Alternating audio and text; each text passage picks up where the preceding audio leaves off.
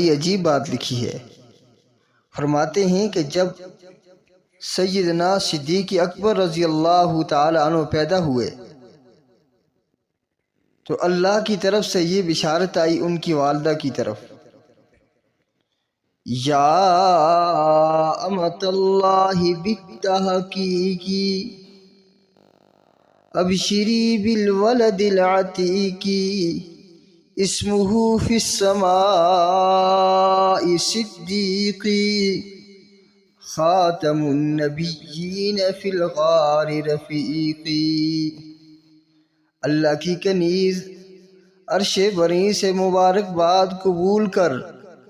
جو بیٹا گود میں لیے بیٹھی ہو، یہ آگے چل کر امت میں عتیق بنے گا،